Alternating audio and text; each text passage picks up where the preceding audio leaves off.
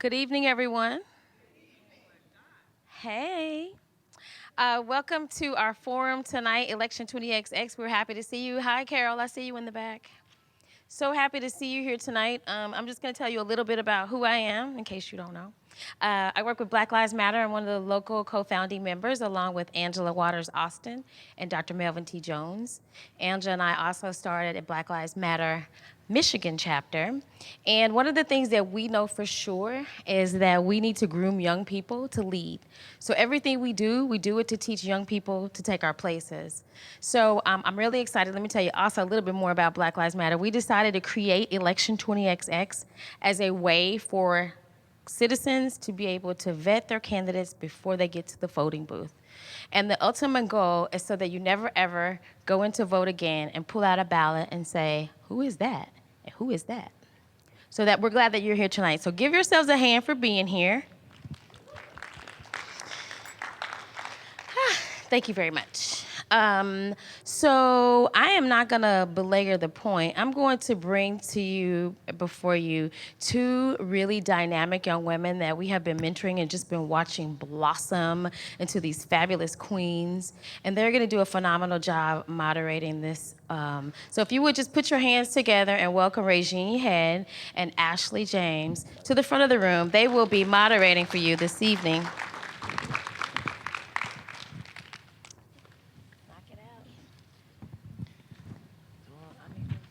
Alrighty, good evening everyone. Thank you so very much for coming out. I am Regine Head. I am a senior at Michigan State University. I will be graduating next year. Once I graduate, I have aspirations of running for my hometown, Detroit, Michigan, Detroit City Council, District 7. So be on the lookout for that. I'm a representative currently for Next Gen America, where I do community organizing in the Wayne County area. And yeah, that's pretty much about me. Hi, my name is Ashley.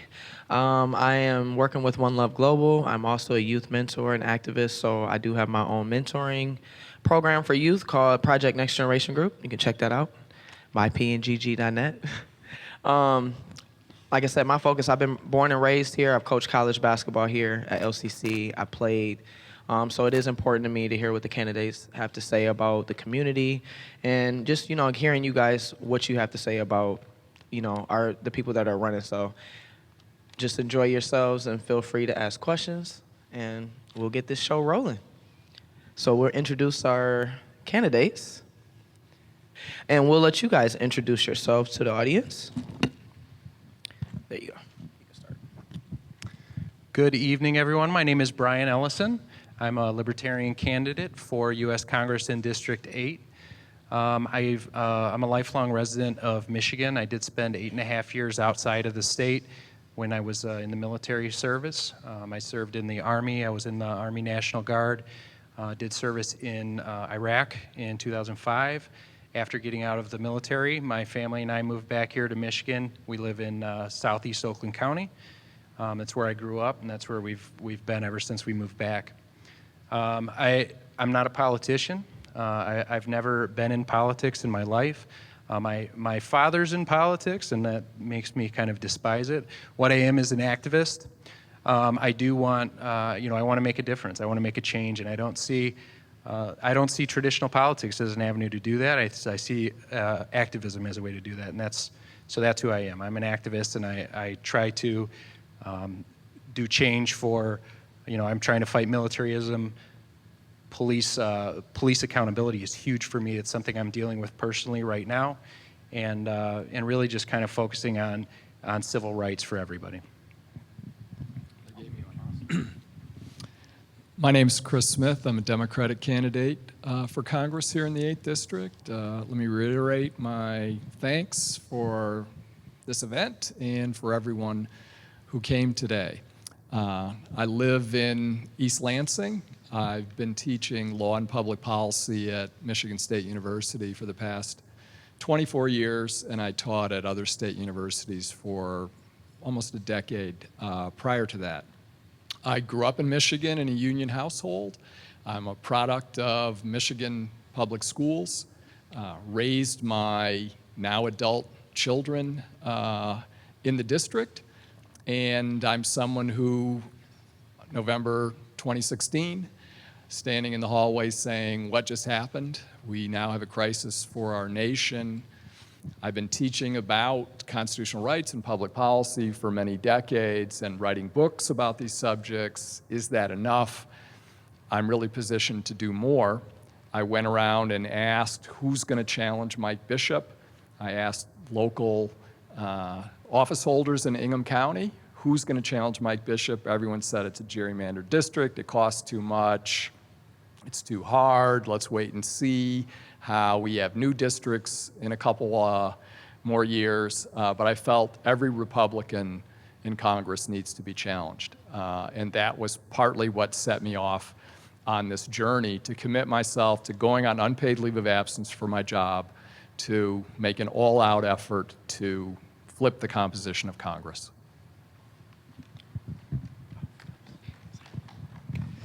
Okay, so we have our first round of questions. Just to give you a background on the question before I ask you. In context, Michigan is the only state in the nation that failed to meet federal special education requirements and requires intervention. According to a U.S. Department of Education evaluation, Black and brown children are significantly and disproportionately represented in special education. What legislative solutions will ensure that the most vulnerable students have the resources they need to graduate ready for post-secondary success? I guess that's the first question, and then we'll follow up with the second one.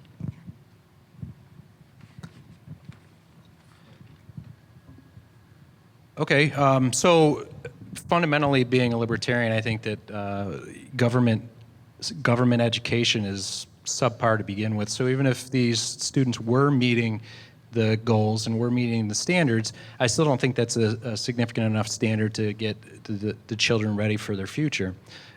I think that, and I'm not the guy that says, private school is the answer, but fundamentally that private school is the answer. What I mean by private school is that the family and the community taking responsibility for the school, rather than leaving it to the government, who has frankly done a terrible job, and we've seen that in practice.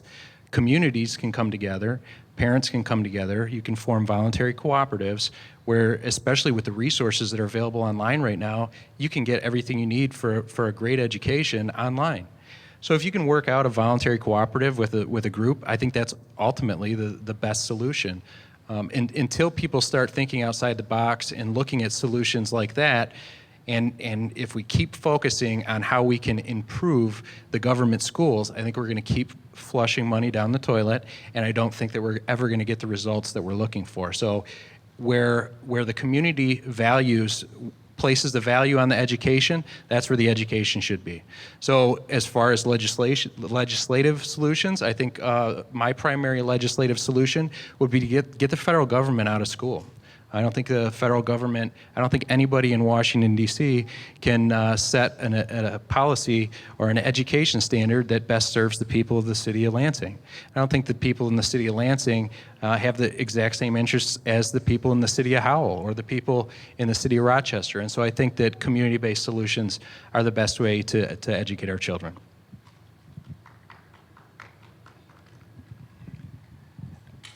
So you're going to need to expect a different perspective on many of these things. Schools serve a number of functions in our society. Education is part of the function, but there's also socialization and learning to work with others and, hopefully meet and encounter people who are not identical to yourself. The biggest problem, I think, in American education, and it's partly reflected in some of these things, is the fact that there is local control of schools, which leads to gross disparities in the availability of resources.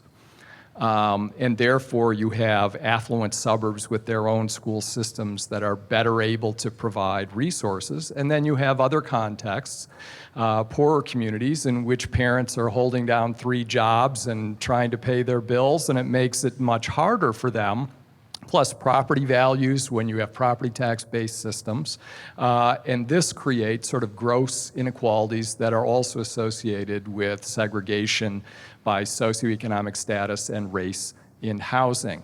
One of the things that the federal government can do is to raise and distribute revenue in targeted ways. It can also provide technical assistance, supervision, and oversight.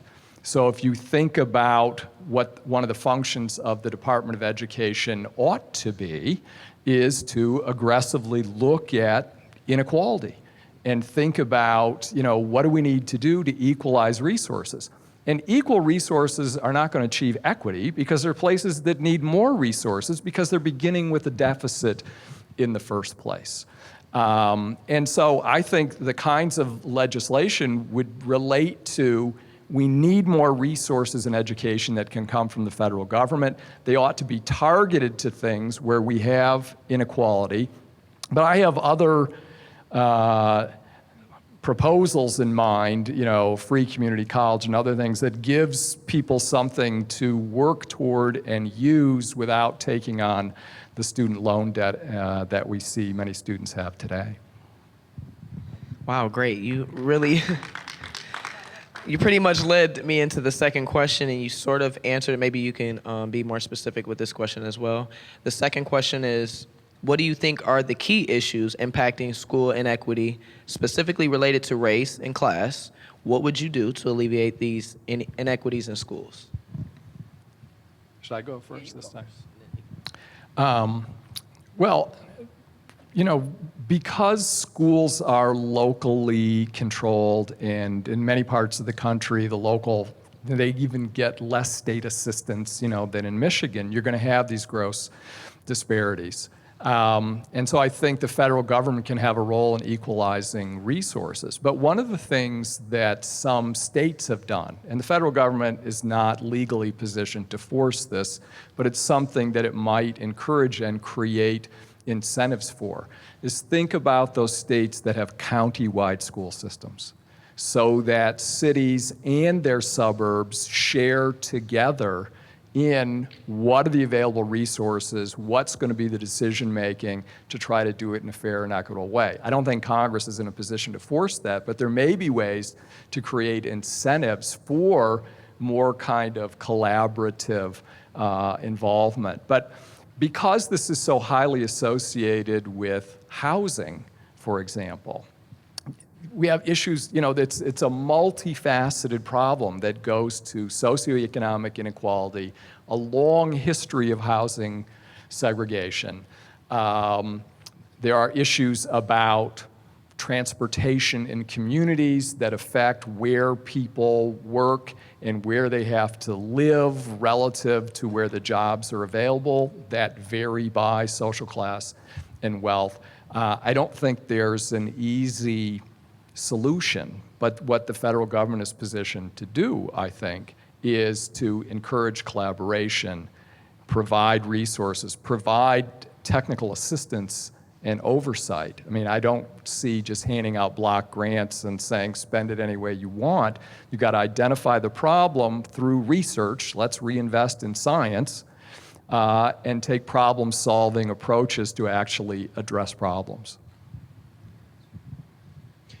So I think that if we say, we could, if we just got the right people in government, if we just had the right people in charge making the right decisions, I mean, the government has been trying to fine-tune this education system for, I don't know, I'd be guessing, I'd be speculating on how many years, but certainly the government has been involved in school, and if we notice the trend, it's not getting any better. And so I think that if we look at government as a solution, and Chris had mentioned that if we could get the government to provide this or get the government to provide that, I think it's important to remember that the government doesn't provide anything. The government can't give you anything that it doesn't take from somebody else. And so what it requires is a commitment from the community. If the community wants to improve the program, then the community needs to invest in that program. I think that when we look at the problem of, or we talk about the various aspects of what school is meant for, it's not just about education, it's about, teaching people social interactions and this kind of stuff. I think that if we continue to focus on school in the traditional sense of 30 kids sitting in a classroom with a teacher and that's not a winning solution. There needs to be other solutions. And again, if we look at this more individualized approach to education, where parents take a more active role in it, and obviously there's various components to this. We can't just say parents need to take responsibility for their education because they are working 2 or 3 jobs because of the market is garbage too. The government's completely destroyed that. The government's destroyed our ability to earn a living and save money. So there's several components to it. But anytime we think that we're going to look to the government to solve the problems when it comes to any social problem, I think we're clearly looking in the wrong direction because they have a long history of making every problem that they try to address worse.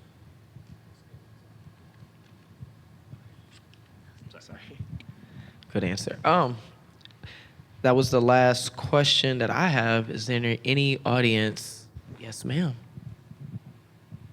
I want to ask a follow-up question to both of you candidates, and that is, what will you do to convince your fellow Congress members in the event that they don't agree with your solution? Because in the current Congress, the Republicans are simply locking out the opposition. So it remains to be seen whether the House gets flipped in the primary coming up. So what would you do?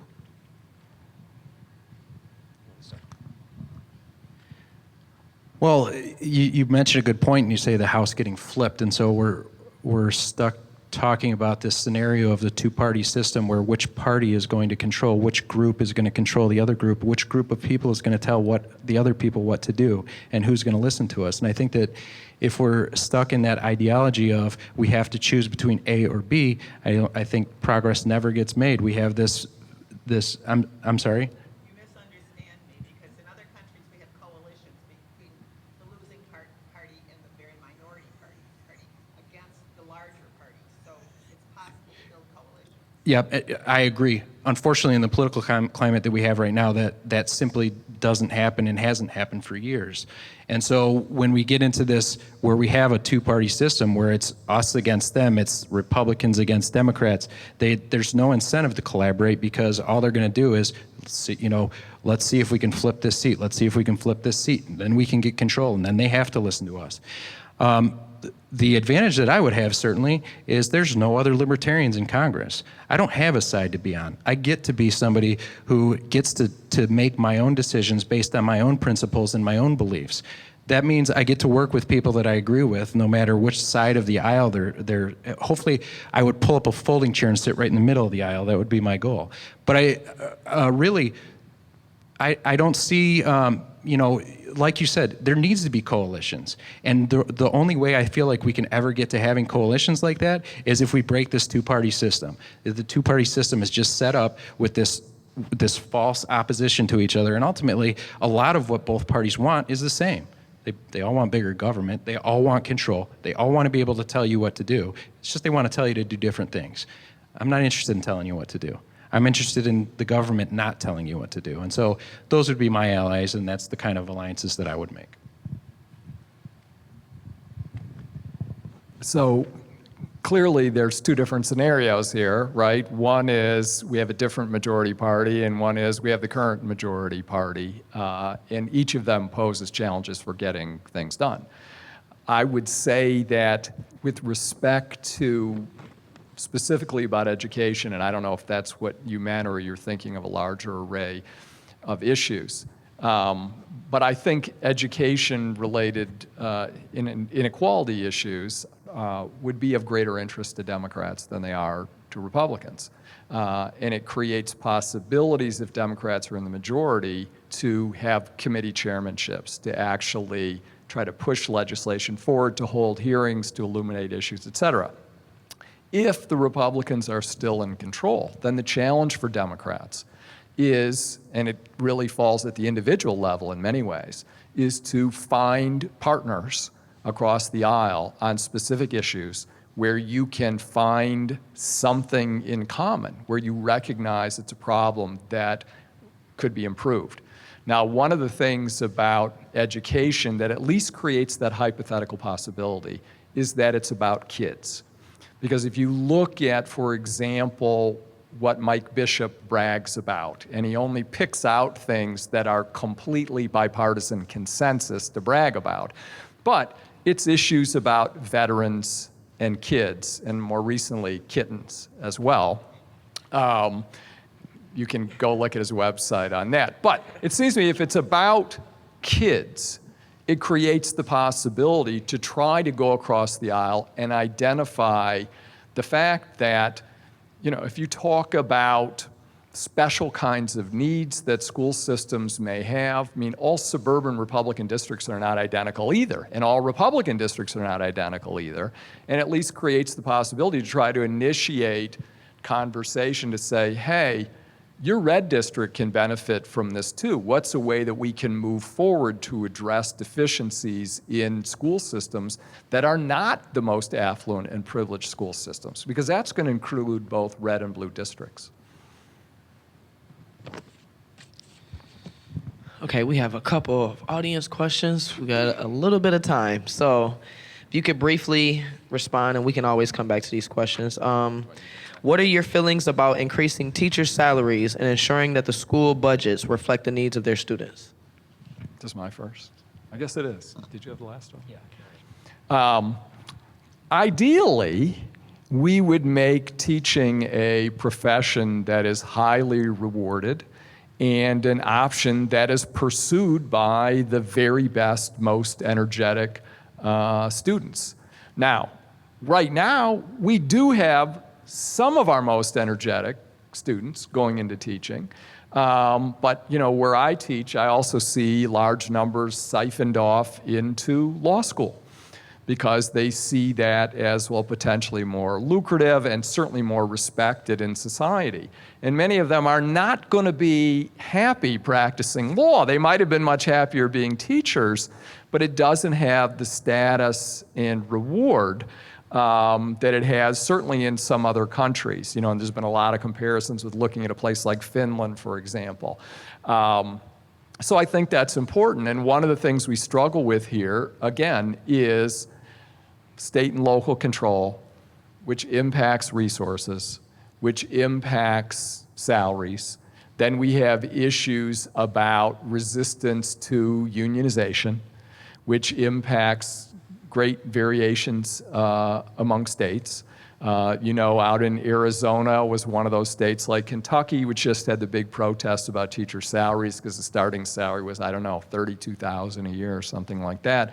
And two of my cousins were involved in that, and they've been teachers a long time because they're very committed to it. But it's a huge struggle. And then it becomes a struggle, how are you going to recruit more teachers when there are other kinds of opportunities?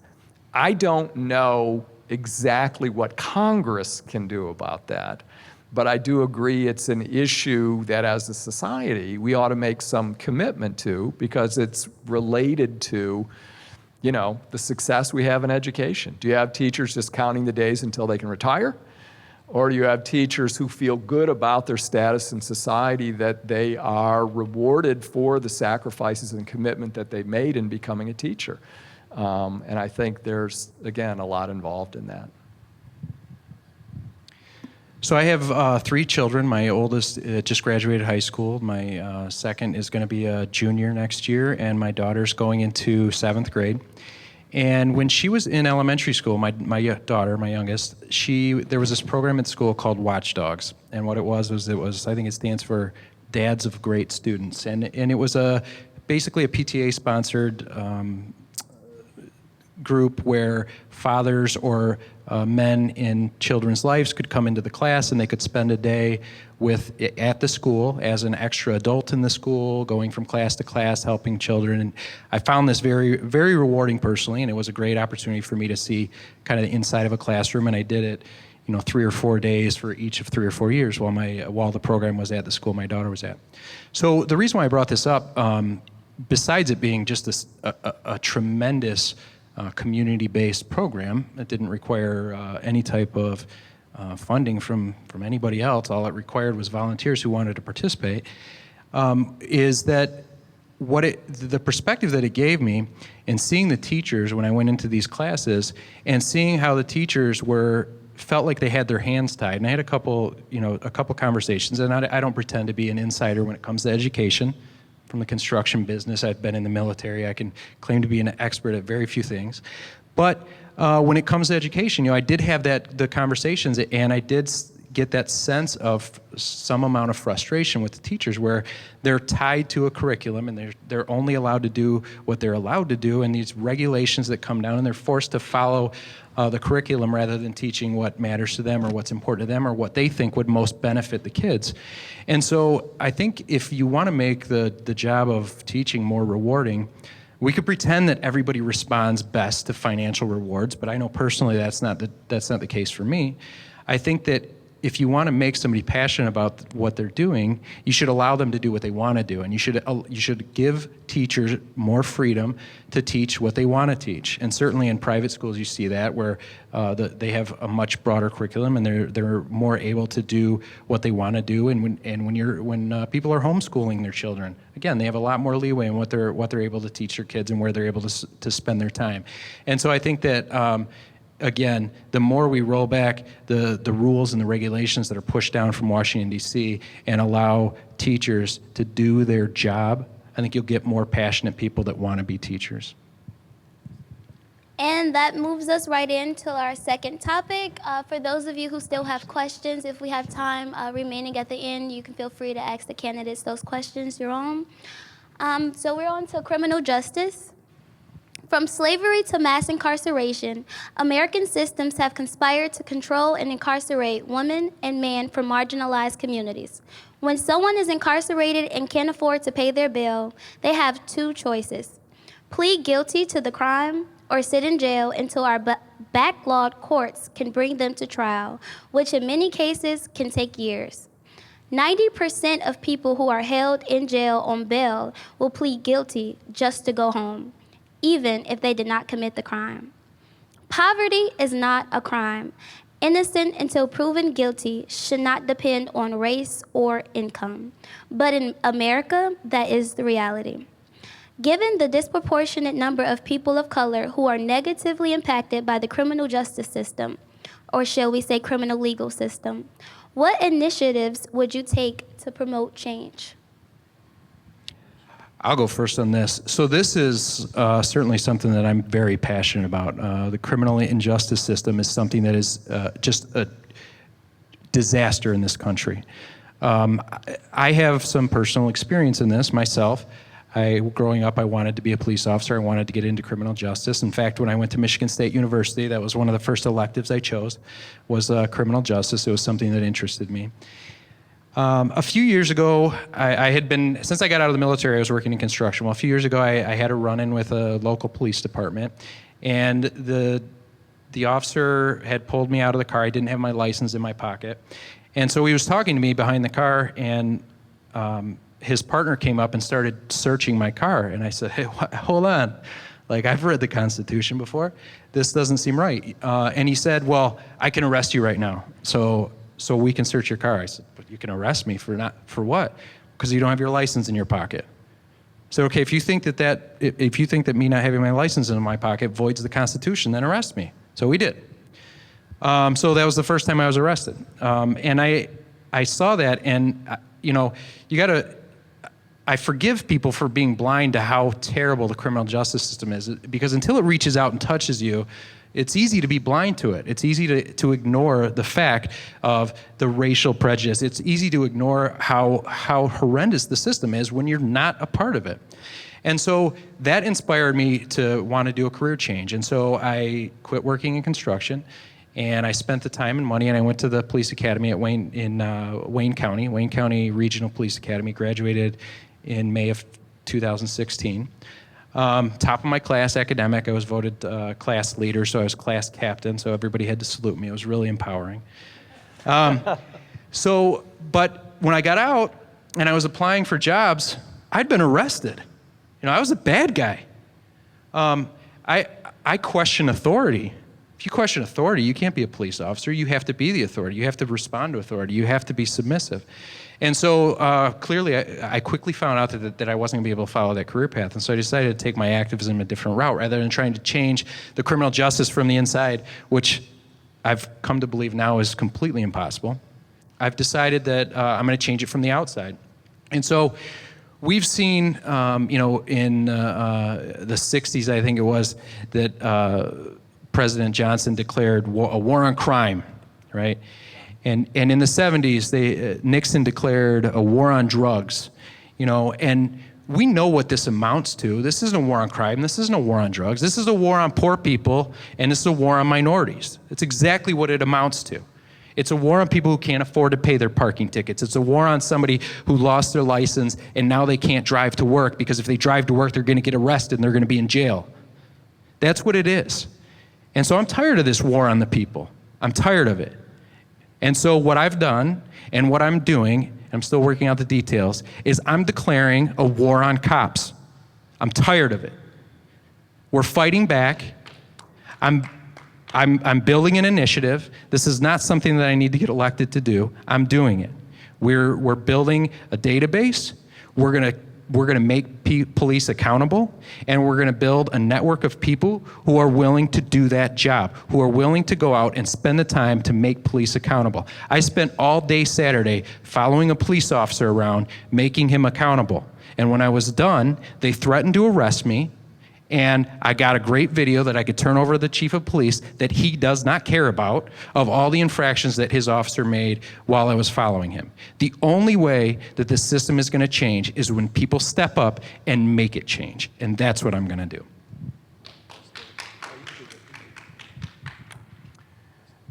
So I'm a professor in the School of Criminal Justice at MSU, and I've taught about constitutional rights, racial discrimination, for 24 years there after I moved out of political science. So how many hours do I have to talk about this question? But I have some other experiences as well. I've taught in 2 prisons. I taught in a prison sponsored by the Black Prisoners Caucus. I'm married into a black family 34 years ago. I have some extended family members who've been in the criminal justice system, so I've seen it studying from the outside and also the people I've known. There's myriad problems here. One of the things that I have my students do is to read the Justice Department report from the Obama era about Ferguson, Missouri. And it's not about the shooting of Michael Brown, it's about the systemic, pervasive use of police discretion to oppress poor people, who in Ferguson, Missouri means people who are people of color. And it was done to fund the community, to fund the city government. And if somebody gets a ticket they can't afford, then they get arrested. There was all these examples of some woman who had a $100 ticket, and 4 years later she'd paid $1,500 and still owed $2,000, because if she didn't pay it by a certain time, then they'd arrest her and they'd add more fines and all of these kinds of things. So that's just one glimpse of a very significant problem related to discrimination and injustice. And part of it goes to police discretion, part of it goes to authoritarianism, part of it goes to problems with organizational culture in policing, where you have low visibility situations where people can discriminate without witnesses and get away with it. So there's a lot to address here, but to talk about what are fronts in which to move forward, one front is to get rid of cash bail, right? Because that is a way people stay in jail, and we see jurisdictions around the country that have done this. One is to eliminate privatization, not just of prisons, but also of probation systems, which we see oppressing people around the country. One is to make a real commitment to investing in indigent defense, real professional indigent defense, not, in Michigan for so long in some counties, attorneys would get $35 an hour and no expenses, and who's going to take that? And it encourages attorneys to be participants in this guilty plea process. So we have that going on as well. But we also have issues related to sentencing that we're still dealing with. We should have, like Senator Cory Booker's REDEEM Act, opportunities for expungement for nonviolent drug offenders. You know, one of the really illuminating things that's happened in recent years. So in my and my wife's extended family, we have relatives who were addicted to crack, and they were treated as a criminal justice problem. Well, now that there is an opioid crisis affecting suburbanites, suddenly, oh wait, this is a public health issue, not a criminal justice issue, partly because the race issue has changed.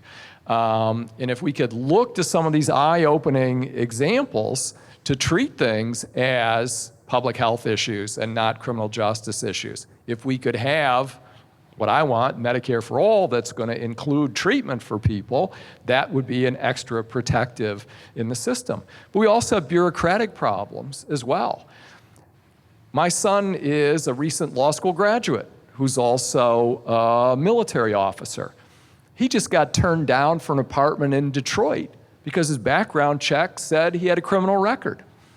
He doesn't have a criminal record. He's got all kinds of security clearances in the military. He couldn't have a criminal record, but these are the flaws of the bureaucratic process. He's got the wherewithal to go and contest that and fix that and find other options. People who are less affluent have fewer resources. They don't have that. And you have this bureaucratic nightmare we have to worry about as well. One of my biggest concerns is about organizational culture in policing, and that relates to the obedience, authoritarianism. It also relates to covering up for each other. It also relates to profiling, stereotyping people as well.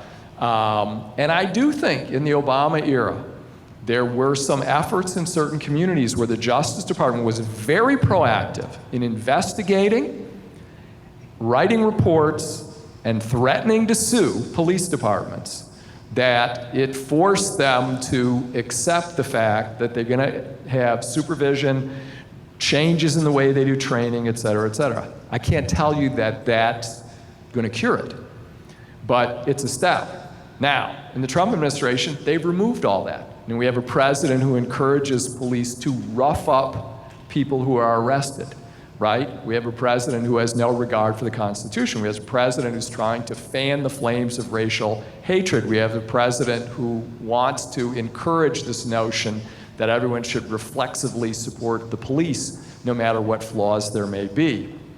We got to do a lot of work to counteract that, and I think that's part of the problem as well. Do we have any questions from the audience members? So for Brian Ellis, you mentioned, I'm sorry.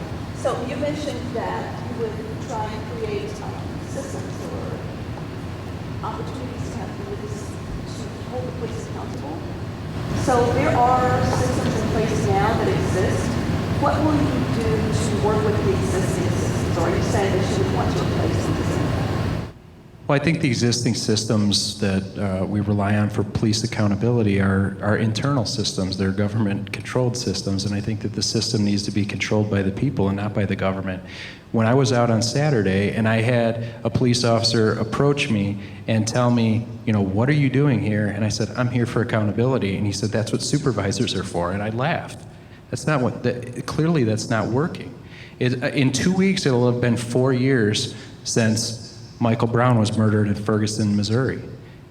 Nothing has fundamentally changed. People have made a lot of noise. People have talked a lot. People have identified the problem, which is great. That's a first step. But nothing has fundamentally changed.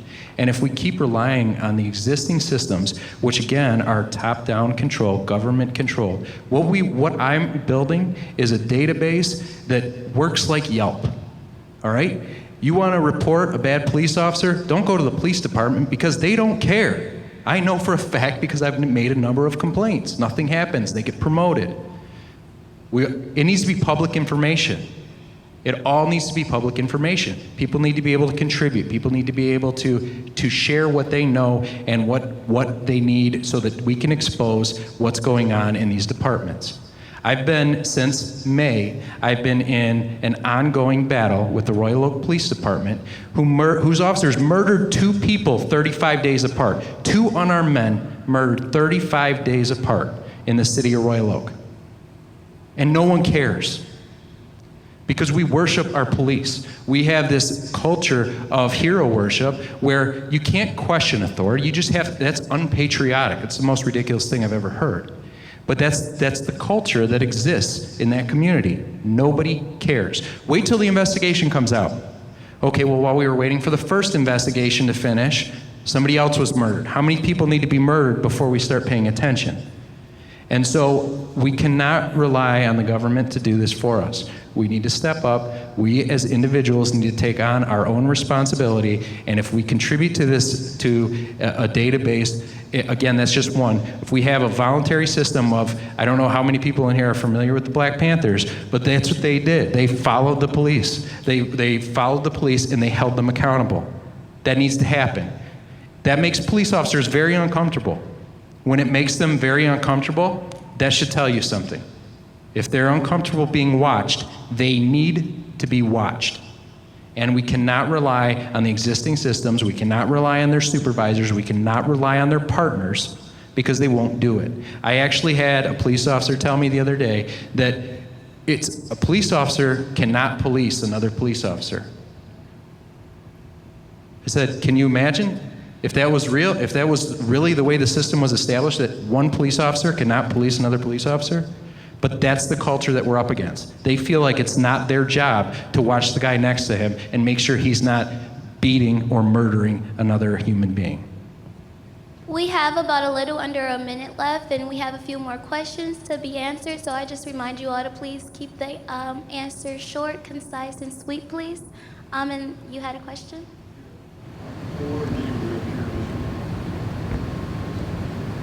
Getting rid of, Yes, the establishment of pure Michigan. you mean the tourism campaign, or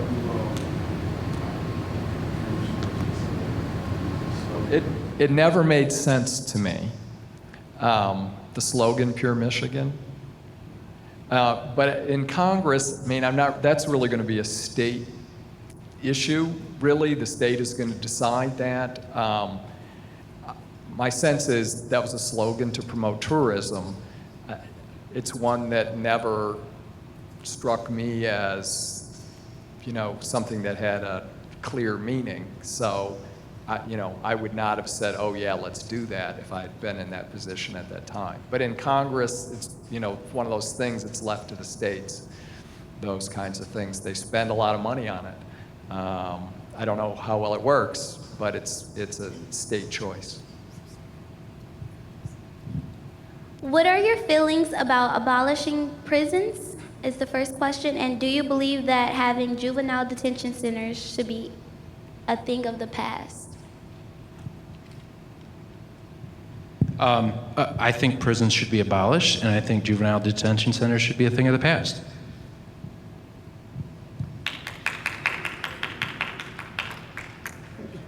We're going to have facilities to detain people. What they look like and what they do in those facilities ought to be different than what we're doing now.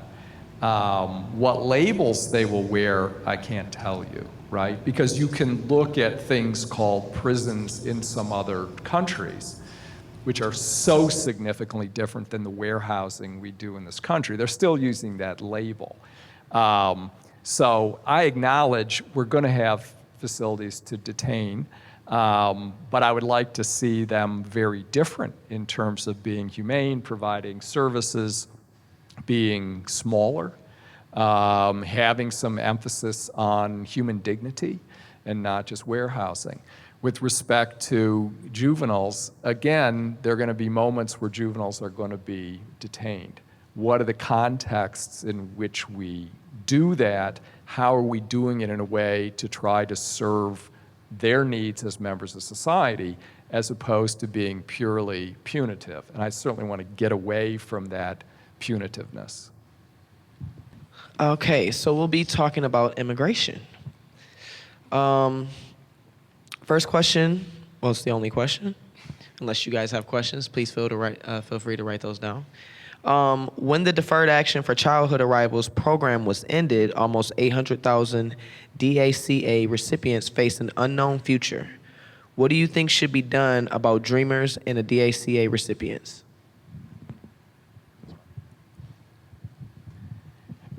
We need to change our behavior right now so that we go back to following our own laws and following our ideals of humanity, so that our symbol is the Statue of Liberty and not some hypothetical horrific wall.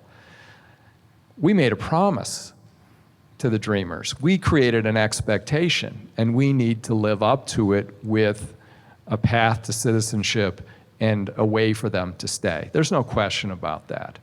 We have to treat immigrants as people who are contributing to our society, because that's what's happening, and stop picking them out as a group to demonize for the self-interested purposes of the White House. But the even bigger immediate thing is these kids who've been stolen from their families cruelly and incompetently, and we now are hearing some of them may never see their parents again. That's how horrific and incompetent and really ought to be criminal, right? And where are the Republicans in Congress on this? Right, when it first came out, they mouthed a few words, I'm against separating kids from their families. Since then, silence. Somebody in Congress every day ought to be calling up Homeland Security or whatever and saying, what in the world are you doing? What have you done today? Maximum pressure. We may have to flip Congress to do that because the Republicans are too subservient, but I think that is equally large or larger in the moment as the DACA problem, which is huge as well. And fundamentally, I don't believe in any type of border controls. So I think that immigrants are one of the great resources that we have as a country. Being in construction, I've seen firsthand, and this is, you could make jokes about it all day long, but if we didn't have immigrants and some of them illegal immigrants, our construction projects would not be getting done, I promise you. The same thing is happening in farming and in other industries where these industries require and rely on the immigrant labor in order to get the work done. They're not taking jobs away from any Americans, okay? People don't want those jobs. Our kids are growing up and they're going to college so they can get an arts degree and they can get some job working behind a desk. Nobody's interested in doing labor anymore.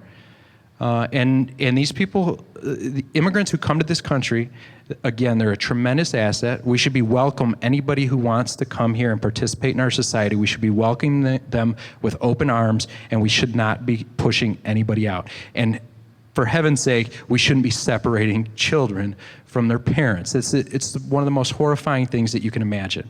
I cannot imagine, as a parent, how a parent feels being separated from their children, being in a cage, and knowing that their children are in another cage. Again, it's horrifying. And then imagine being that child who doesn't know anything, who's surrounded by strangers, who, again, may never see their family again. This is a tragedy, and it's what happens when we allow government to take over and make decisions that they have no business making decisions on. Keep the government out of immigration. People should be able to come and go as they please, and as long as they want to contribute and participate in the society, they should be welcome.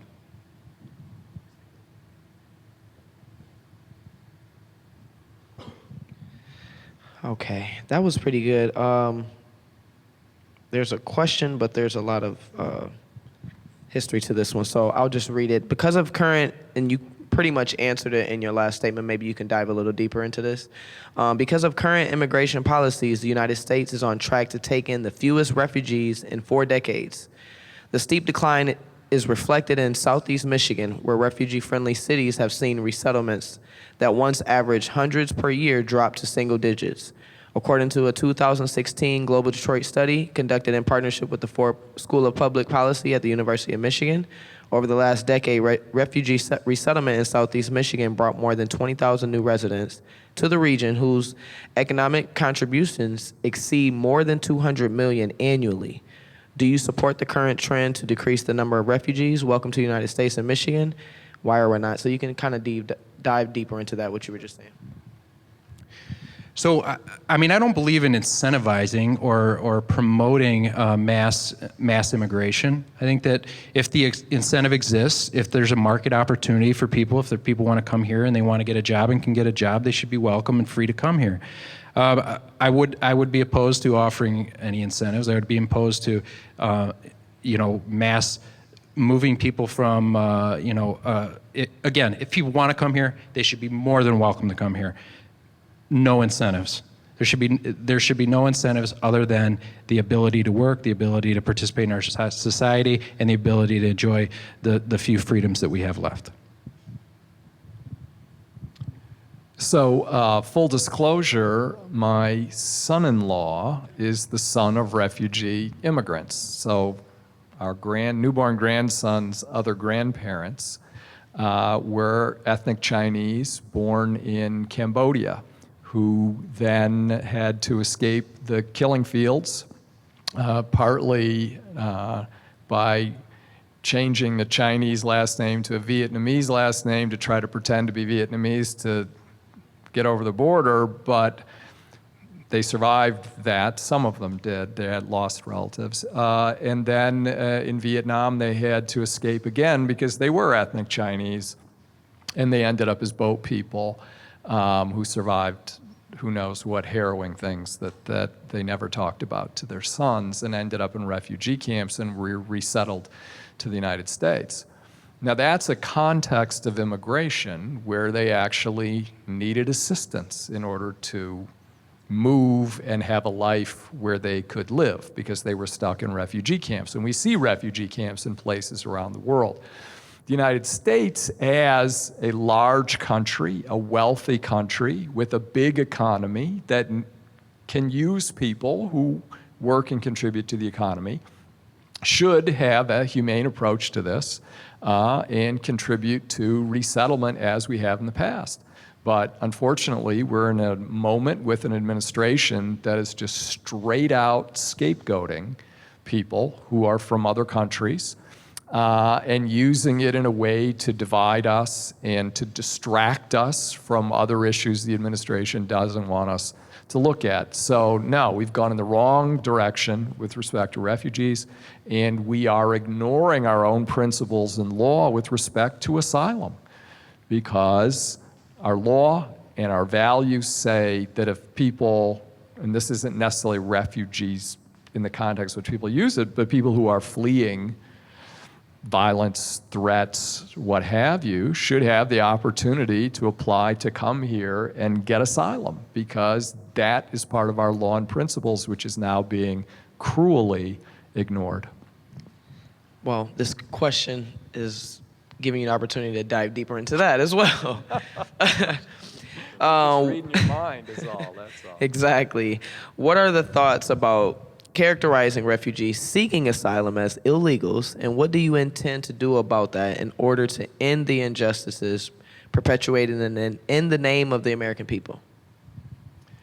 Well, we're at a moment that I think is going to bring great shame to our country in the history books with respect to just these recent developments at the border and with other immigration policies. You know, this is being done with our tax money and in our name. And Congress, of course, has the authority to fight this. But we're looking at a Congress controlled by a political party that is utterly spineless when it comes to standing up to the president. So you have to, it seems to me, as an individual member of Congress, speak out. And if you're in a position where you can get a critical mass to push, whether it's flipping Congress or not, because I actually think Republicans can be positioned to go along with some of these issues about kids and about asylum when you have such horrific examples emerging in the news. that you could hold hearings, investigations, and propose legislation that would not leave the president, and the Department of Homeland Security with so much discretionary authority to take us in a direction that is contrary to our law and values. And I think that actually is a responsibility of Congress to take action today about asylums and issues and refugees. I mean, along the same lines, really, there's really not a whole lot that Chris and I disagree with on this one. I mean, people have a right to be where they want to be. I think that labeling somebody illegal is inhumane on its surface, if nothing else. How can a person be illegal?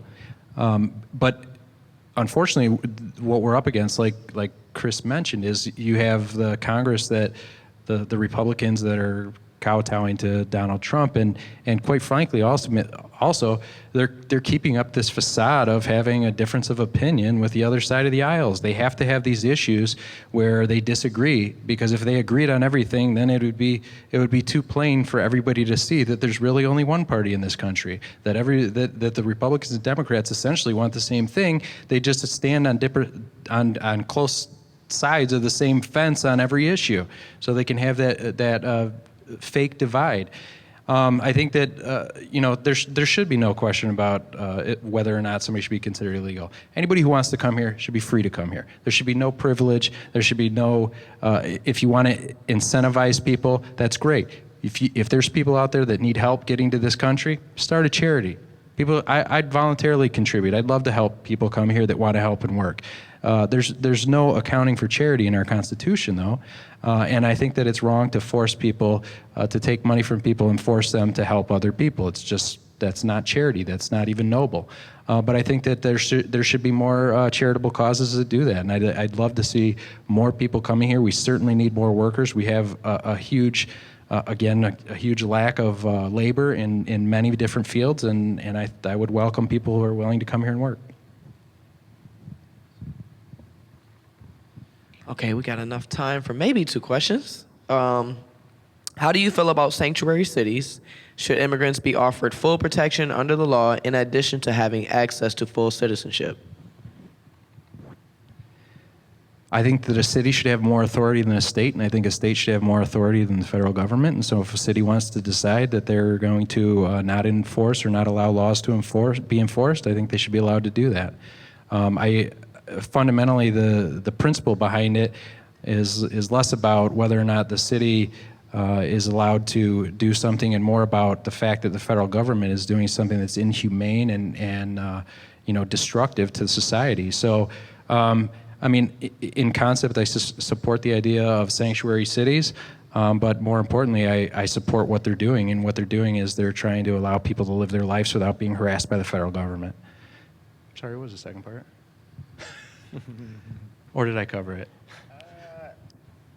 I guess the second part of it was, should they be offered protection under the law in addition to having full citizenship? They should be. They are protected under the law, and they should continue to be protected under the law.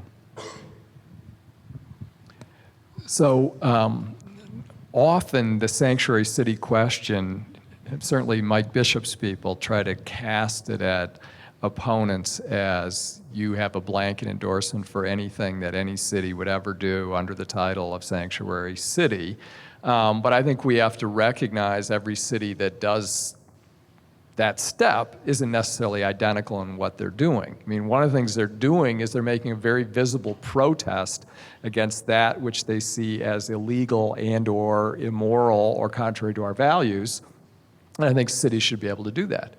The other thing that sanctuary cities are often doing is saying we will not be complicit in enforcing these laws that the federal government is now pushing about, these aggressive invasions by ICE or demanding ID from everybody in a traffic stop to try to deport people and all that stuff. Cities should not be subject to that. So I support these kinds of protests that they do. I'm not aware of someone using the sanctuary city concept going beyond what I would agree with, although hypothetically there might be some city, but I don't know what that would be. But I certainly support what I have seen going on. Okay, that we almost got away with one question, but we will return to some of these questions. If you don't hear your question answered, if we have time at the end, I promise we'll go back to the cards that we didn't get. Just trying to stay timely for the section. So the next section will be on housing and economic development. With severe disparities between low-income and wealthy communities and the wage gap increasing, there are a lack of home ownership, specifically within low-income communities, as well as the voting turnouts within economic development to get the community members to turn out and contribute within those community settings. At a time where affordable housing is increasingly scarce, what would you propose to avoid NIMBYism? I suppose you know what that is? Not my backyard. Okay, cool, as long as you know. With respect to affordable housing, set-asides, and public housing works. So what I see at essence in the question are large issues about family economic security, of which housing is a major component. Healthcare is another major component, so I think we need Medicare for all for that piece to reduce some of the burdens where people are having to spend money that might go to something else on healthcare because they don't have healthcare coverage. But we also have issues of the minimum wage. And if we could raise the minimum wage, and I am in favor of aspiring to raise it to $15 an hour, and even that in many places is not going to let people support themselves. So I think we need to raise the minimum wage. We need to provide child care assistance, which takes up to 30% of many people's income, and then housing assistance, because there are many places, obviously, where housing is becoming not affordable.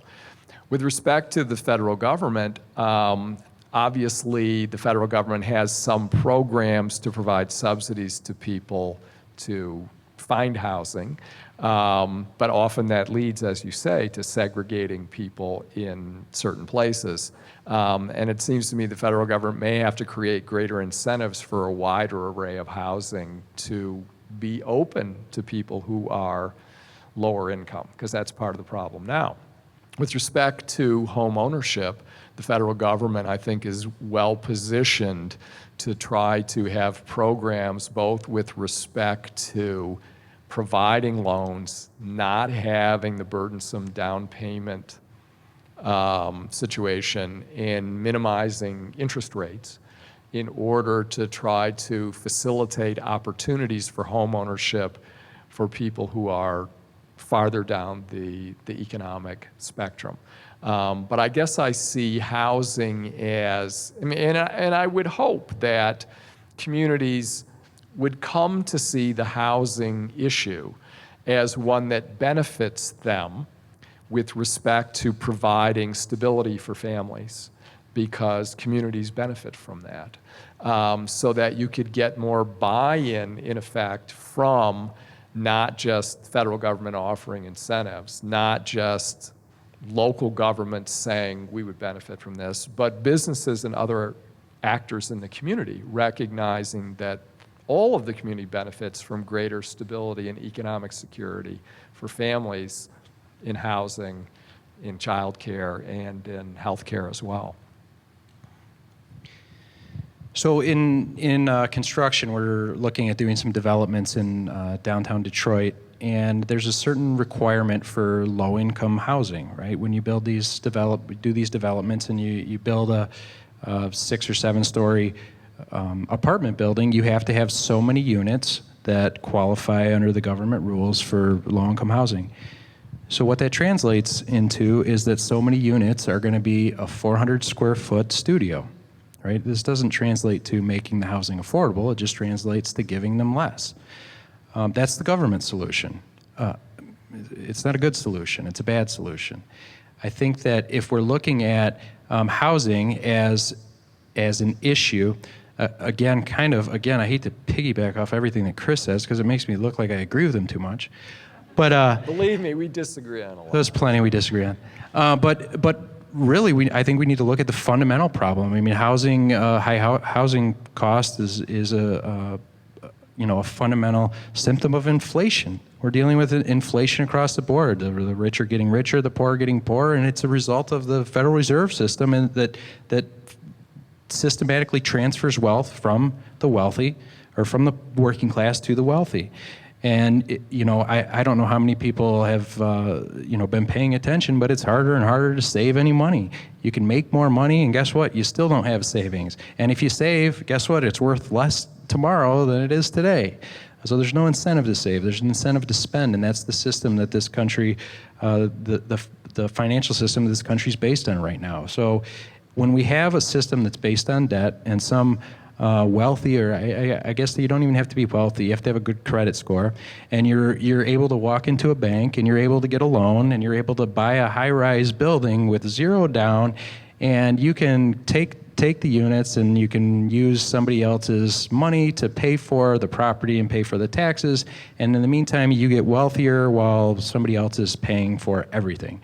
I think that that's a broken system. And so I think that if we get rid of the Federal Reserve System and get rid of the inflation that it causes, I think that it solves a lot of these problems that, again, housing is just one of many problems that are a result of that inflationary system. And any questions from the audience?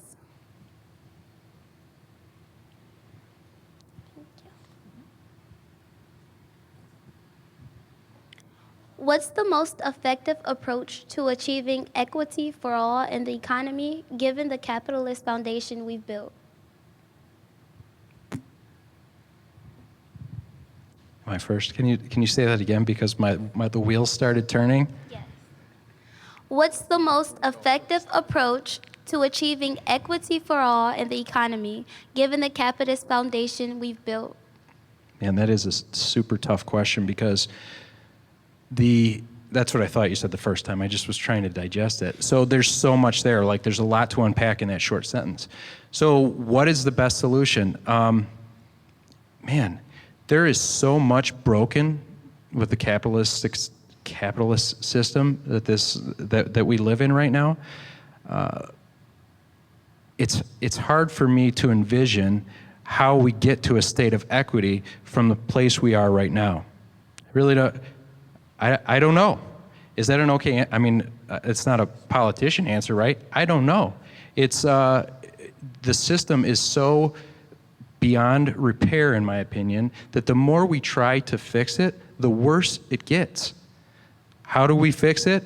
Again, well, I think we start with sound money. I think we start with a system that doesn't just allow somebody to profit from somebody else's work endlessly. I think that your labor should have a value, and your labor should not be taxed by somebody else, by a capitalist who has nothing to lose because he's protected by corporate laws that push his risk back to who? Back to the workers, back to the taxpayers. So eliminate corporate protection, sound money. There's all kinds of economic things to unpack in that question. So it's a very complicated question. Fundamentally, I think it's very difficult to get to a state of equity.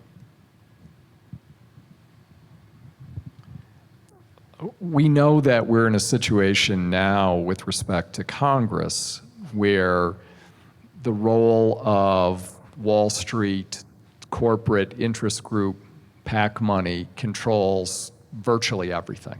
And we see in Mike Bishop the most loyal servant of big money among anybody in Congress. Nobody beats him. You know, he already has 1.4 million in PAC contributions alone in this cycle. And that's part of what we're fighting here in this question. It seems to me the path available to us, and it may take electing people willing to do politics differently. Because even among the Democrats, I'm the only one who's not asked to PAC for any money. And as people have heard me say, can we applaud that, please? And they have responded in kind. But the idea is that you have to go and say, I'm going to vote for what I think is best for the country, and I don't really care about whether I get reelected or not. I care about doing the right thing. It seems to me the path available to us is really through redistributive policies. And that means a much more progressive system of taxation, quite frankly, that makes the wealthy pay. We have a billionaire president who brags about not paying taxes. We got to presume a lot of his pals don't either. We need a very progressive taxation system so that we can then invest in education, child care assistance, free community college and technical training, and all the things that create opportunities for people to achieve much more equitable circumstances. But, you know, it is straight up redistribution. This is not novel because you look at the countries of, you know, Western and Northern Europe, and that's exactly what they do in order to not have the kind of poverty that is so visible in the United States, to have everybody getting, you know, an education that is comparable and opportunities that are comparable. So I see that as being the path available to us, is redistribution by using the taxation system so that the wealthiest pay for the privilege that they have and make up for the denial of opportunity that so many people are experiencing now. Given the huge wealth disparity, what will you do to convince fellow legislators that a progressive income tax is essential and cost-effective for dealing with the growing homelessness that it causes? I'm first on this, I think. Well, it's going to be a challenge. I mean, what we need is not only to flip the composition of Congress, but even among my own Democratic Party, we need some different people there who are not going with the intention of creating a career, because we have too many Democrats as well as Republicans who, in some of the decisions they make, they're clearly influenced by thinking, how's this going to affect my campaign contributions? How's this going to affect, you know, whether or not I'm going to get support from PACs? How's this going to affect, right, whether I can get some more conservative, you know, Republicans to vote for me or what have you? I mean, I think we got to have some different people there. It's hard for an individual member of Congress, I think, to enter that context where so many people on both sides of the aisle are addicted to money and persuade them not to be. So what we really need is the voters to persuade them not to be by electing different people to Congress who are coming to say, we need this more progressive taxation policy. The nation has needs, right? Roads, schools, what have you, that have to be paid for. And one of the unfortunate things that we face in our culture today is that patriotism is equated with reflexive support for the military or for police organizations or what have you. I think patriotism ought to be equated with, what are you contributing to solve the problems of this country? And if you look at the most affluent Americans, one of the things they can contribute is some resources to fix the roads and education and what have you. But unfortunately, Republicans and others have hijacked this notion of taxation is evil, patriotism about the military, in ways that have been very destructive for us to make progress about the issues that you're talking about. Okay, so I feel like this was a completely loaded question for me, because I would not at all try and convince anybody that a progressive tax is the answer. I think taxation is theft by coercion, and I don't think that taxing people more solves anything. I think the problem is that we're spending too much, and I think that we're spending it in the wrong places. People like to look at other countries and say, well, this country has socialized medicine, this country has, you know, good infrastructure. None of those countries are spending anywhere near as much as we are to kill brown people on the other side of the world, okay? That's where a lot of our money goes. On top of that is we're paying the interest on the debt that we owe to somebody who lent us money from nothing. So it's not a matter of whether or not we need to tax more. We simply need to spend less. We need to spend it on things that are more important. So I would not support raising the tax on anybody because I don't think any more taxes need to come out. I think we simply need to stop spending it on destructive things that don't help any of us.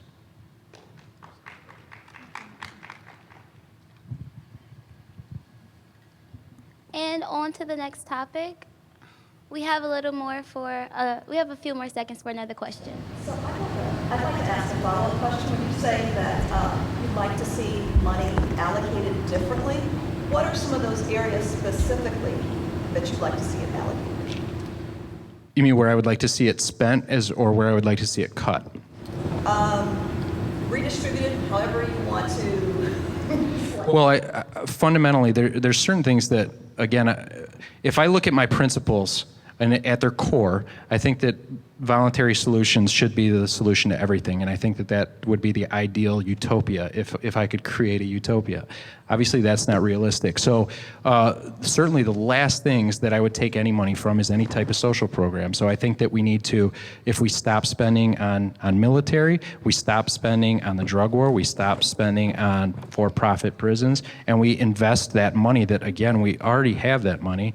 You know what, we file bankruptcy and cancel our debt to the Federal Reserve, like, hey, that's an idea. I didn't agree to pay that debt. And we fix our roads and we fix our crumbling infrastructure and the infrastructure that you don't see, the underground infrastructure. All of this stuff that needs to be repaired, that's where I'd spend money. Spend money on taking care of our country, taking care of our infrastructure, and taking care of the people. So just to clarify, are you saying eliminate completely the military budget? Are you saying reduce it to a smaller amount? I'm not quite clear. Well, I think we could reduce it so significantly. I would be incredibly pleased if we brought everybody from overseas and we brought them back home and we maintained a military that was large enough to defend the country, right?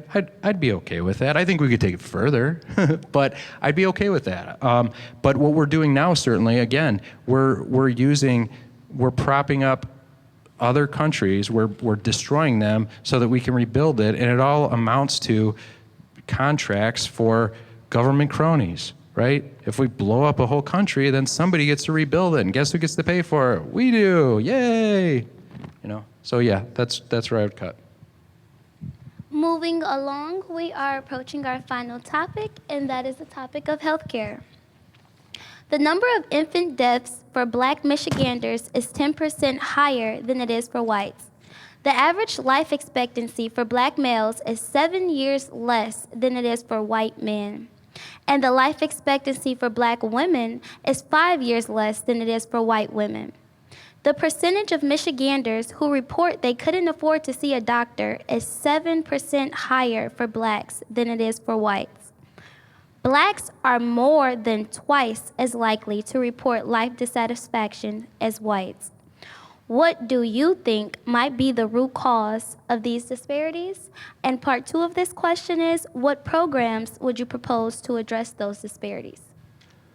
I mean, the root cause to me is clear that healthcare is way too expensive. I mean, if you think about how the healthcare system is set up right now, we are forced to have an insurance policy that covers everything.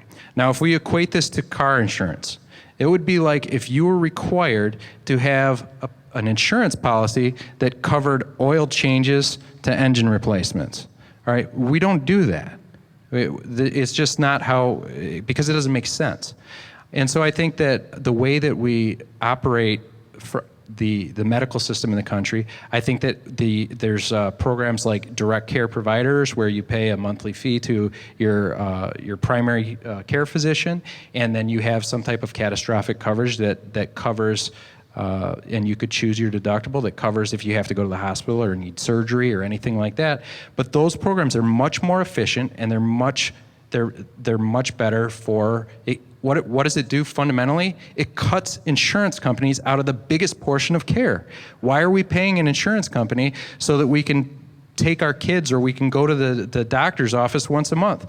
What do I need? What do we need to pay $1,000 for a policy for a family when all we're doing is using it for routine checkups, right? If we instead we took and we put the insurance burden on simply the stuff that we can't afford, and we set the rest of our medical care up like a monthly expense, just like we do everything else, the cost would be reduced so much that any gap that remained would easily be filled by some type of charitable solution. So now I can say this for sure, I'm the lone candidate in the race who advocates Medicare for all.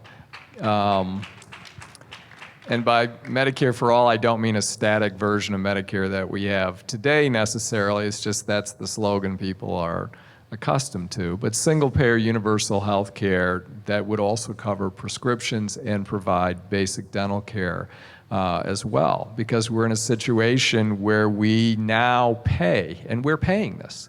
We pay twice as much per person in this country for health care as those systems that have universal single-payer health care with much worse outcomes. We leave tens of millions of people out. We have infant mortality, right? We have these things that if we had everybody with guaranteed access to health care, presumably that would be part of reducing the nature of the problem that you're talking about. And we don't have to think about it as adding expense to the current system, because we would, by cutting out insurance companies, we would reduce the administrative costs, and we would have a much better situation for controlling the escalating medical costs we see. So you can control prescription drug prices because you have a single entity negotiating with them, instead of, as we have today, pharmaceutical companies were left to run free and profit from us. And you could do the same thing with controlling the rising charges for various kinds of procedures.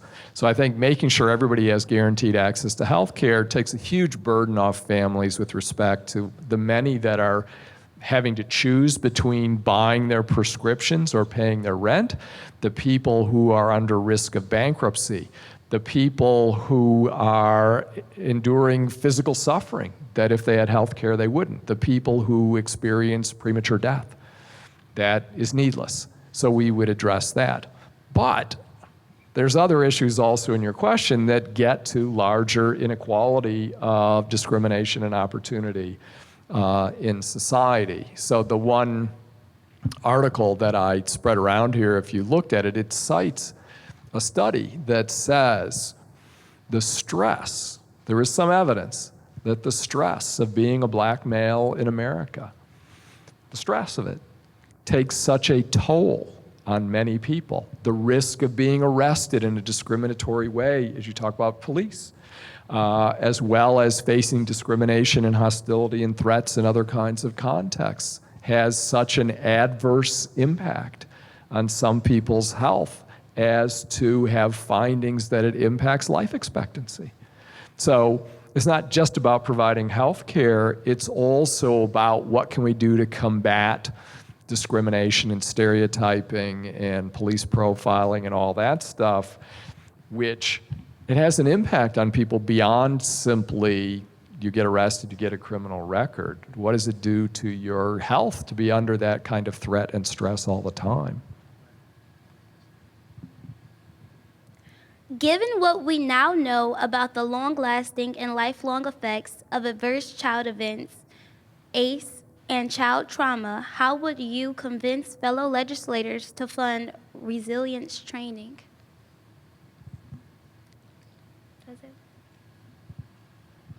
Now, the one thing is the resilience training aimed at the people who work with the children?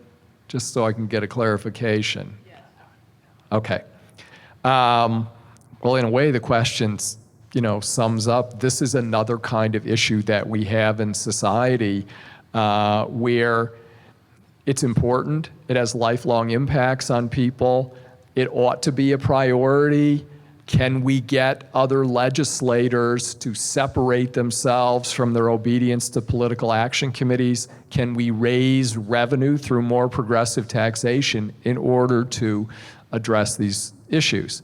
But again, because it's about kids, I think it is one that does create a possibility of going across the aisle and talking to maybe not every Republican, because they're all sitting still about the kids being separated at the border, but it does create possibilities of reaching across the aisle and finding people from any political party who may be able to take seriously the lifelong implications for kids if we don't have people who are prepared to deal with the trauma that can take place from child abuse and other kinds of things. So you'll have to excuse me because I'm not familiar with the program, but I assume if I became familiar with the program, it would be something that I felt was worthy. That I'll just make that assumption. And so the way that I would address it with my colleagues when elected is I would say, hey, this is a great program. I think you should donate to it. I think you should offer $50. I think you should offer $100. I think you have a good income. I think you should pledge $10 a month. And then I would reach out to my friends and my family and say, hey, this is a great program. This needs to be funded. I think you should contribute. And I would encourage all of my colleagues to do the same thing. And if we were able to voluntarily fund a program that didn't involve coercive taxation, it would be much more efficient, and we wouldn't even have to have the government involved. It could be a private entity that served the needs of whatever the program serves. What's the most important thing members of Congress can do to protect public health and to provide appropriate medical care as equitable as possible? The best thing that Congress can do is to just get the government out of health care. I mean, really, that's the best thing the government can do is just get out of the way. Stop mandating things, stop regulating, allow the market, allow competition. And frankly, there's an argument to be made from my principled standpoint for a universal health care for everybody. It's a difficult argument. It takes a couple backflips, but I get it. I get the need for that. I just fundamentally think that that's not the best solution. I think that where I understand that everybody's worried about the risk of, well, what about the people who can't afford it and somebody has to pay for that and we have to set up this safety net. But we know that these systems are broken. They just don't work. If you've been on Medicare, you know you're not getting the best care. When it comes to any type of universal health care, there's really kind of three aspects. There's the universality of it, there's the cost, and then there's the quality of service. If you find a system that has all three, and I'm on board, unfortunately, usually you can get two. You want universality and you want it to be cheap, you're not going to get good service. You're not going to get a choice. There's going to be some good doctors out there, but you're not going to get to choose which one you go to. There's going to be some crappy doctors out there, right? So you can have universality and you can have the low cost. You can have universality and high quality too. You're just going to pay a lot for it. You're not going to get low cost. And then you can have the low cost and you can have the high quality. Guess what? It's not universal. So that requires, again, this idea of those that have the means being able to help those that don't. And in order for it to be a charity, it has to be voluntary. So I don't think that you can force, again, everything the government's touched. The schools, housing, military. Let's think about all the things the government does, and can anybody name one that they do well? So what can Congress do? Get out of the way. Let the doctors work with their patients and stop requiring insurance companies to get in the middle. Can you remind me of the phrasing of that? What's the most important thing members of Congress can do to protect public health and to provide appropriate medical care as equitably as possible? Medicare for all. Single-payer universal health care. But, I mean, if you talk about public health, we also need to make investments in public health programs. We also need to invest in science and scientific research. We need to take seriously risks of flu pandemics, infections that are resistant, right, to antibiotics, and these kinds of constantly emerging public health issues. So Medicare for all, but if you use the word public health, I'm going to say we need to keep investing in that as a larger, more forward-looking guard against some of the risks that I don't think we take seriously enough. Are you aware of the concept of health in all policies? If so, how would you promote this in your position? So I haven't heard that phrase, but I'm presuming that it means when you do education policy, criminal justice policy, and other kinds of policies, you incorporate the notion of how it's going to impact people's health. Is that right? Is that right? Yeah. I'm all for it. And I'm also all for how do we get environmentally sound things involved as well. Certainly in my area that I study and write about in criminal justice, this is a huge deficiency, right? And you look at especially the California criminal justice system and the prison system, where they expanded to such a great extent they couldn't provide health care for anybody, and they were having needless deaths every single week. So if you look at the institutions in which the government is necessarily involved, schools, right?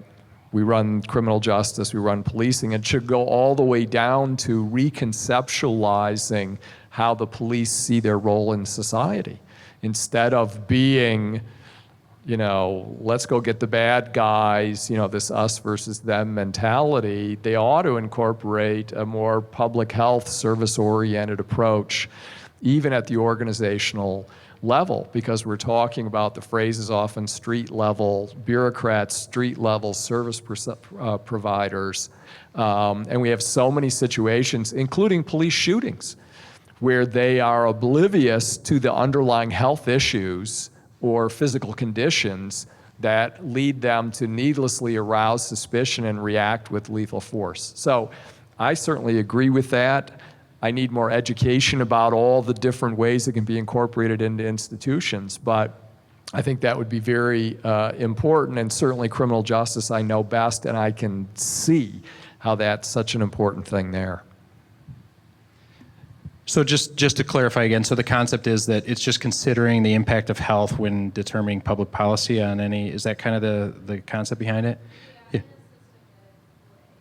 Yeah, I mean, I certainly support that conceptually. I think that's obviously a great idea. Why would we be ignoring, again, the impacts that different things can have on all of us as individuals, and when we make choices, obviously we should be considering the impacts that it has on health. So I would definitely support that.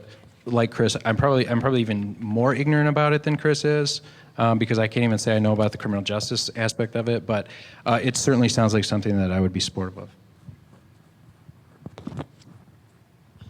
That is the wrap-up for our topics, and now we have 3 minutes apiece for each of the candidates to give their final remarks. I go first? All right. So I'm not the guy that writes speeches, right? So I don't have a speechwriter. I work in construction 50 hours a week, and I have kids, and I coach softball, and so I don't have time to write speeches. So I was really excited to be invited to come here today. This is really the first candidate forum I've done of the season. I'm unopposed in the primary, so I will be on the general election ballot unless somebody mounts some awesome write-in campaign and pushes me off the ballot. Which, hey, I'm not shutting the door on that. That's possible.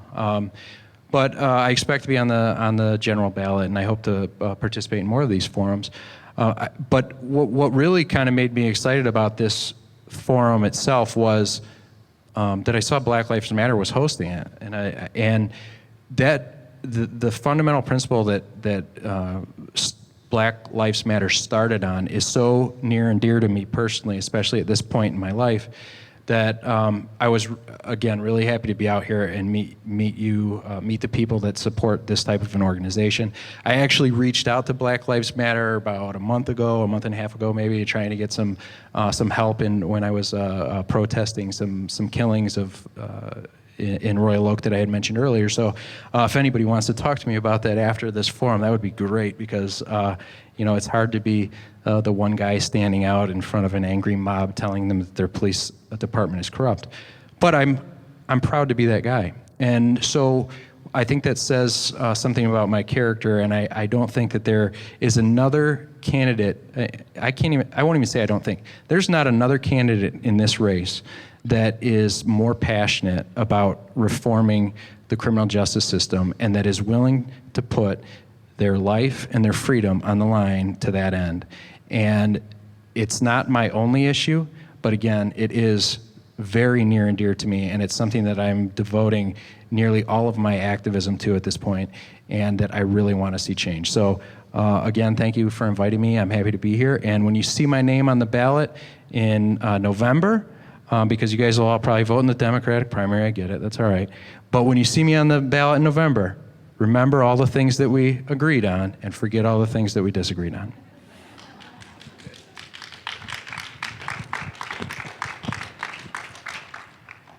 So I actually have an election 2 weeks from now. My situation is a little bit different. The Democratic primary is August 7th.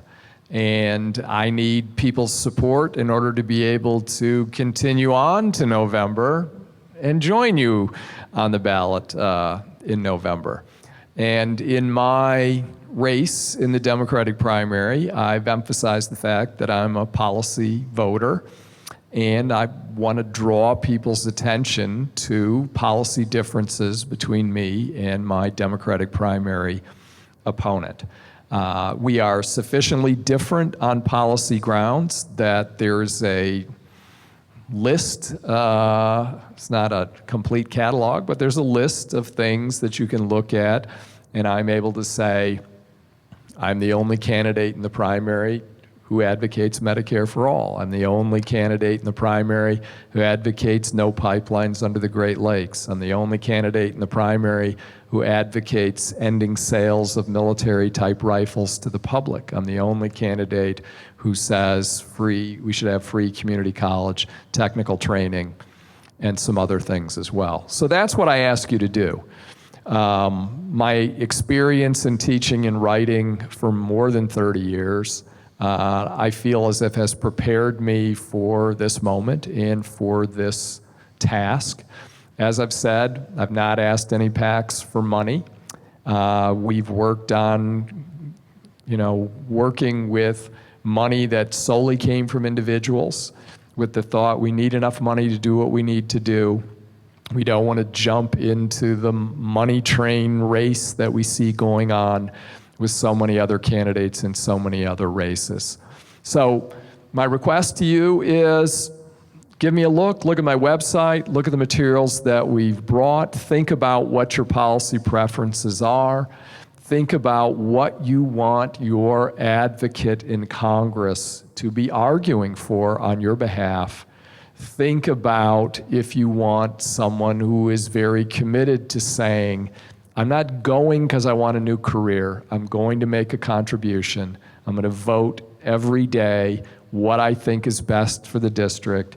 It doesn't matter how much money they spend to get rid of me. I'm not going to change what I do because I've got to do this with an integrity for my principles so that I can look in the mirror at the end of the day every day and say, I did what I thought was best for the people of the 8th District, the people of Michigan, the people of the nation, and frankly, in light of global warming, the people of the entire world, because the fate of the earth is at stake in this election in light of what's going on in Washington. So, thank you.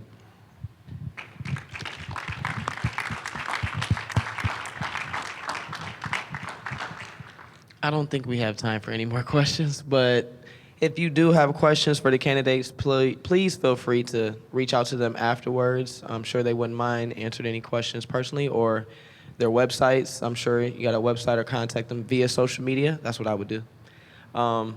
we appreciate everybody coming out. We definitely appreciate you too for being here. Any more announcements? I personally would like to thank both of you for coming out tonight, and on behalf of Black Lives Matter, I would like to urge you two to go out and address your opponents in your current races and let them know how important it is to show up to events like this and to attend to all peoples of the community and let them know the candidates that are running in their offices. So thank you. Thank you very much. Let's put our hands together for the moderators. Did they do a great job? Yes. And then again, we also want to thank our candidates that made it tonight. Let's give them a round of applause. We do really appreciate you being here. As Regine so eloquently put, please make sure you notice who's here and who is not here, okay? Thank you so much. Have a great night. Thank you for coming.